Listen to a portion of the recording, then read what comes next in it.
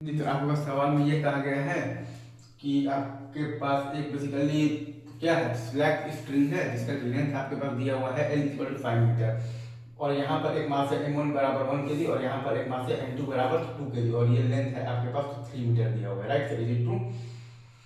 और ये जो आपके पास जो 2 kg वाला मास है उसको हमने बेसिकली स्पीड दिया हुआ है 10 मीटर पर second in the right direction. ठीक है, ये आपका सवाल में है।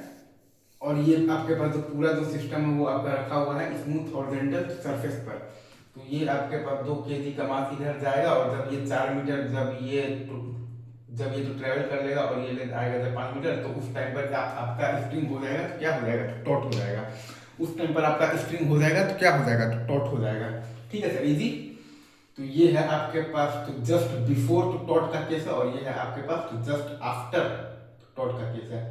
तो ये है आपके पास जस्ट बिफोर तो टॉट का केस है, और ये है आपके पास जस्ट आफ्टर टॉट का केस है। Right sir, is it true? ये है आपके पास जस्ट बिफोर टॉट, और ये है आपके पास जस्ट आफ्टर टॉट। तो जस्ट बिफोर टॉट अगर आप देखिएगा तो M1 का कॉमन नॉर्मल के एलोंग स्पीड है 0, और कॉमन टेंजेंट के भी एलोंग स्पीड है 0। और M2 का आप देखिएगा तो कॉमन टेंजेंट के एलोंग स्पीड है 6 मीटर पर सेकेंड, और कॉमन नॉर्मल के एलोंग स्पीड है 8 मीटर पर सेकेंड। M1 का आप देखिएगा तो कॉमन नॉर्मल के एलोंग भी स्पीड है 0, और कॉमन टेंजेंट के एलोंग भी स्पीड है 0।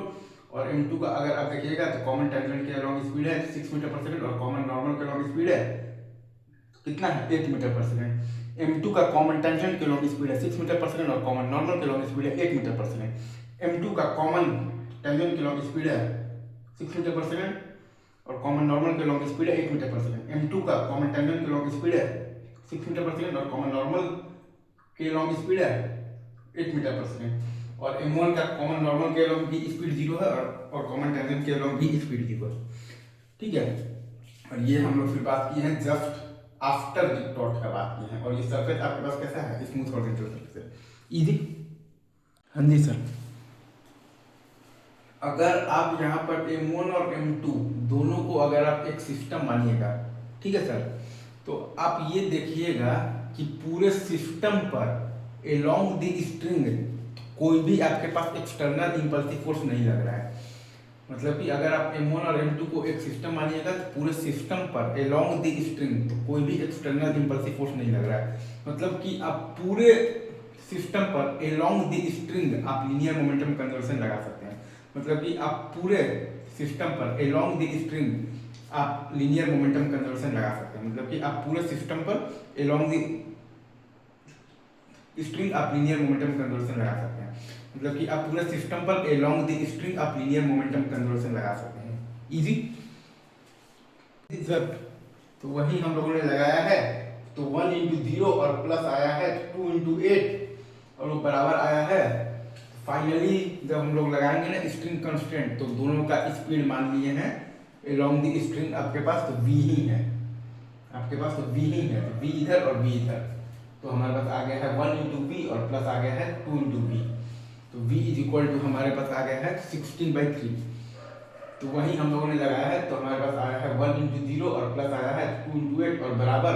और फाइनली हमारे पास दोनों पार्टिकल का स्पीड एलोंग दी स्ट्रिंग तो v ही है। तो v इधर और ये भी है आपके पास, तो v इधर। ये आपका सिंपल सा लग गया है यहाँ पर स्ट्रिंग कांस्टेंट। तो बराबर आ गया है 1 × v और प्लस आ गया है 2 × v। तो यहाँ से आपके पास v = आ गया है 16/3।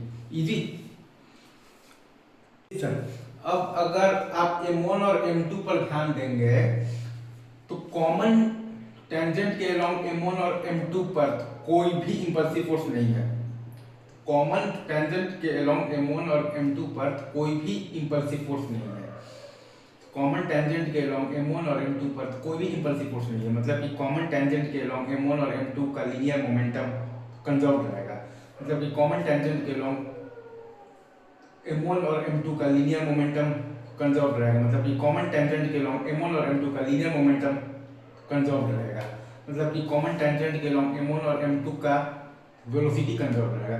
मतलब कि कॉमन टेंजेंट के अलोंग M1 और M2 का वेलोसिटी कंजर्व रहेगा। मतलब कि कॉमन टेंजेंट के अलोंग M1 और M2 का वेलोसिटी कंजर्व रहेगा, राइट। तो m1 का तो पहले भी 0 था और अभी भी 0 है, तो m1 का तो पहले भी 0 था और अभी भी 0 है, और m2 का भी पहले भी था आपके पास 6 मीटर पर सेकंड और अभी भी है आपके पास 6 मीटर पर सेकंड। m2 का भी पहले भी था आपके पास 6 मीटर पर सेकंड और अभी भी है आपके पास 6 मीटर पर सेकंड। m2 का भी आप देखिएगा तो पहले भी था आपके पास 6 मीटर पर सेकंड और अभी भी है आपके पास 6 मीटर पर सेकंड। इजी। चलिए सर आगे बढ़ते हैं, ठीक है।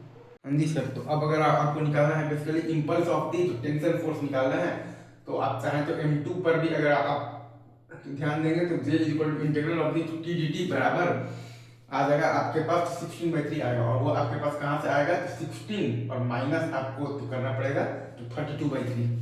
इजी। अच्छा, अब अगर आपसे कोई ये बोल दे कि आपको निकालना है basically impulse of the tension force, तो J equal to integral of the T D T, और वो आप चाहें तो आप निकाल सकते हैं बेसिकली m1 से भी आप निकाल सकते हैं। तो m1 से आप निकालिएगा तो सीधा आपके पास आ जाएगा, डायरेक्ट आ जाएगा आपके पास 16/3। तो दोनों से आप निकाल लीजिए, एक ही बात है, कोई अंतर नहीं है, ठीक है।